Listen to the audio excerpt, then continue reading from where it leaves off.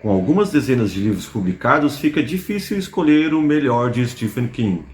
Eu sou Douglas Heraldo, do blog Listas Literárias, e já já te conto qual é o nosso.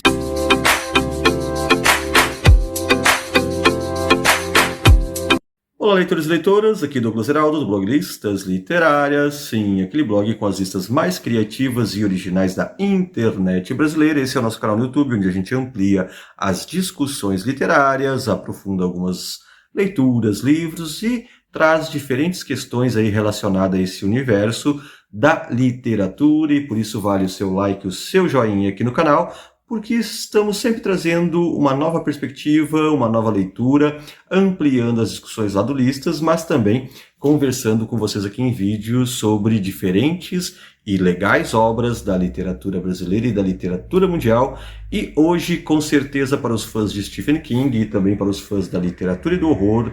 gênero do qual eu gosto muito, gênero do qual inclusive eu escrevo muito as minhas obras e as minhas narrativas, trazendo aqui um grande mestre do horror, um mestre com muitas e muitas obras publicadas, e justamente por isso sempre fica difícil dizer qual aquela melhor obra do Stephen King, um autor que, aliás, também por isso, né, é um autor que pode variar bastante as recepções e a crítica às suas obras, porque ele é muito prolífico, ele publica de contos a romances, e digamos assim, em uma jornada alucinante de tantas publicações que tem do autor, mas tem aquelas que ficam na nossa memória, tem aquelas que criam personagens inesquecíveis, e tem aquelas que passam assim em passant, que a galera esquece, ou que também não traz tanto impacto. Então sempre no Stephen King vai ter essa relação de que tem obras memoráveis, outras nem tanto, né? Tem algumas obras mais ruinzinhas, por ter dezenas de obras e porque também as obras dele, os livros do Stephen King, aliás, não são baratos da gente adquirir, né? Então, para quem é leitor de Stephen King sabe bem isso, tem um certo custo ser um fã do autor, porque além de publicar muita coisa, as publicações não são assim tão baratas, mas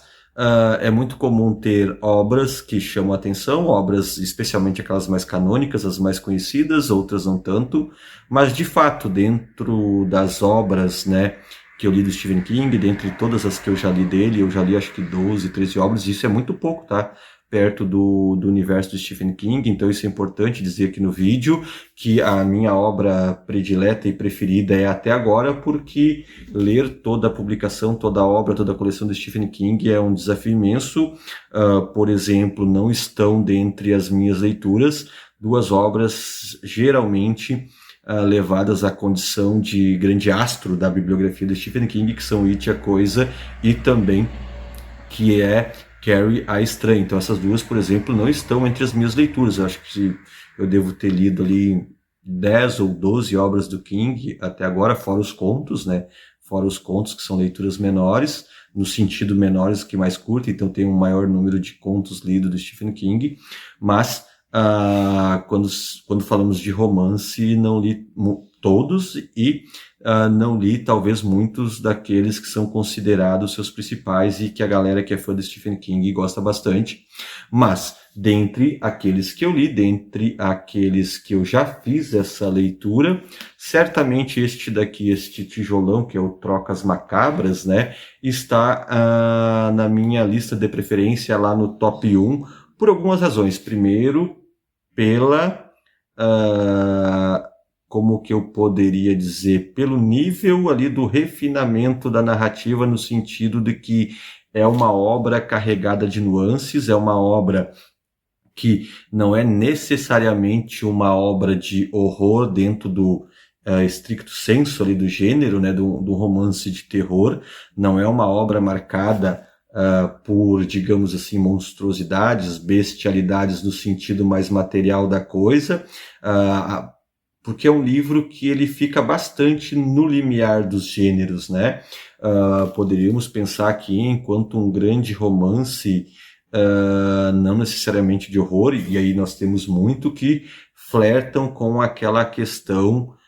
do que é real ou não, aquela questão entre o horror sobrenatural e o horror humano, digamos assim.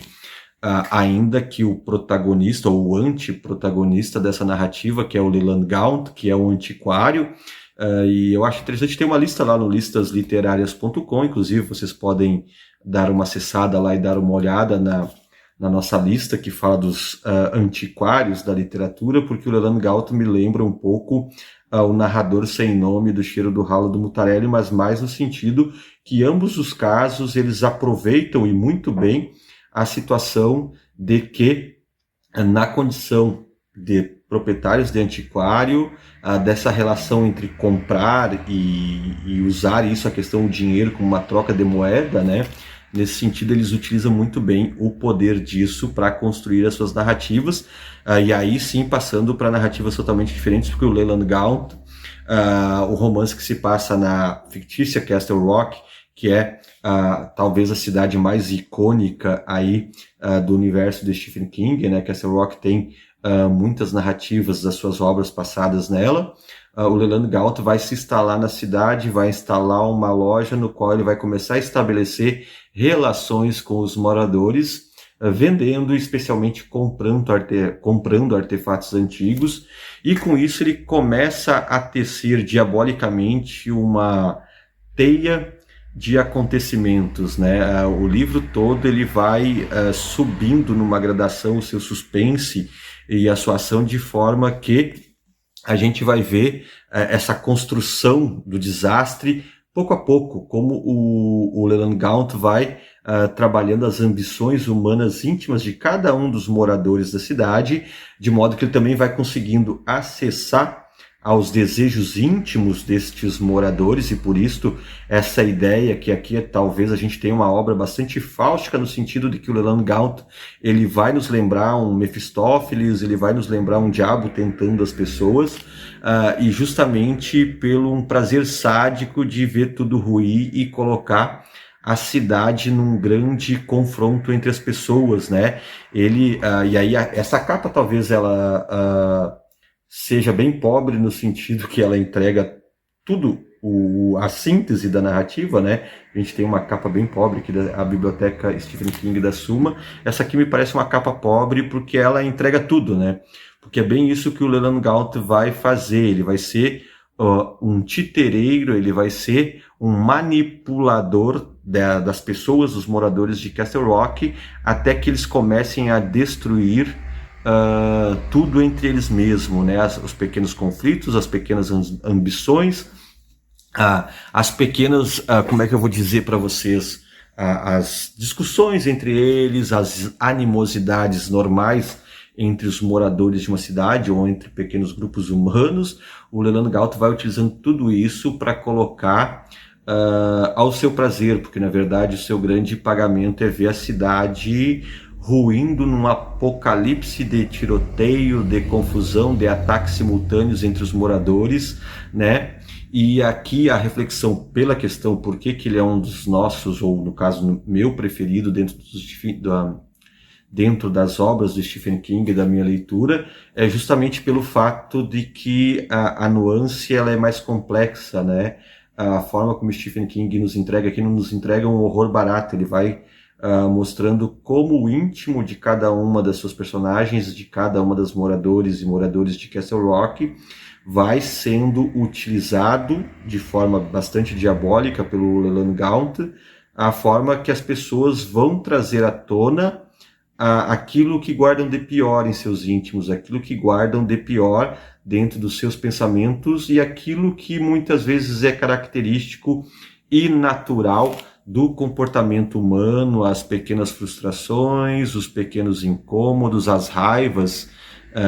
existentes ali dentro, e o que ele faz, na verdade, com a sua loja, o seu negócio estabelece na sua loja de quinquilharia, é justamente isso, um catalisador daquelas pequenas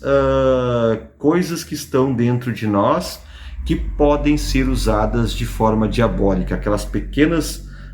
coisas inseridas em cada ser humano, em cada criatura, e isso é bastante simbólico, de certa forma, né, colocar, e aí vou lembrar o Guimarães Rosa de que o diabo vige dentro do homem, é justamente com isso que o Leland Gaunt vai utilizar, essa é a sua principal mercadoria, essa é a sua principal estratégia, porque ele vai pegar esta coisa que vige dentro do homem e vai construir uma narrativa extremamente tensa, porque o leitor de Trocas Macabras vai observando como este manipulador, como este titereiro vai colocando o seu tabuleiro em condições ao desastre, né? Como ele vai preparando a ação de desfecho trágica e mortal com bastante ardil, com bastante artimanha, por isso diabólico e mefistotélico também. Porque são ardis que ele vai construindo, pequenos desencontros que ele vai fomentando, de modo a fazer vir à tona todo o ódio e o rancor dessas pessoas, né, que está dentro de nós. E aí esse é um detalhe crítico interessante. Por tudo isso, Trocas Macabras certamente está até agora, pelo menos dentre as minhas leituras de Stephen King, como aquela preferida, porque é talvez dos que eu li do Stephen King até agora. Vocês podem inclusive acompanhar todas as resenhas dos livros do Stephen King lá no listasliterárias.com, das leituras que a gente já fez. E aí vocês podem comparar. Tem várias obras que inclusive eu gostei bastante, como A Zona Morta, que aliás é bem bom. Eu tenho uma predição pelos livros do King dos menos monstruosos, né? Daqueles com suspense mais inteligente e de uma sintonia mais fina, caso, por exemplo, da Zona Morta. Ou alguns como A Incendiária, que também tem aspectos bem interessantes para a gente analisar lá. Mas enfim, acho que Stephen King ele é muito mais exitoso quando ele não precisa recorrer a monstrengos ou criaturas bestiais, quando ele consegue trazer, porque o Leland Gaunt é certamente um personagem capaz de inserir e incutir medo no leitor pela sua postura, pela sua maldade intrínseca, pela forma como ele lida e ele manipula todo mundo em Castle Rock. E justamente por isso, e um livro, né, bastante denso, dá para ver pelo tamanho aqui, vocês podem observar por isso, um livro denso, e que mesmo com todo esse aspecto de inteligência e complexidade, traz aquela fluidez que geralmente a gente encontra aí nas obras do Stephen King, porque é uma obra que a gente começa a ler e não consegue parar mais. É uma obra que nos promove a imersão total, mas não só isso. E aí, por isso, aquela minha predileção aqui do que eu tenho do Stephen King na minha estante, justamente porque, para além desta imersão, para além desse entretenimento, a gente pode trazer mais coisas e mais aspectos interessantes de análise, porque Trocas Macabras é, acima de tudo, um trabalho e uma narrativa acerca de como estes pequenos ódios, como essas pequenas frustrações podem ser manipuladas de tal forma que a gente adentre a uma espiral de morte, violência e horror. Uma espiral que certamente a gente acompanha dentro do processo histórico do mundo há algum tempo. E vocês? Concordam com esta avaliação, com esta análise que nós fizemos aqui de Trocas Macabras de Stephen King? Quem mais aí também tem esta obra como a sua predileta do Stephen King? Comenta também se você tem uma outra que considera muito superior e melhor dentre as narrativas de Stephen King como a sua melhor obra do Stephen King. Comente aí, deixe nos comentários, deixe o seu like, o seu joinha, se inscreva aqui no canal. Vamos estar sempre conversando e discutindo com vocês ótimos elementos da nossa literatura e das nossas leituras. Até a próxima e um grande abraço!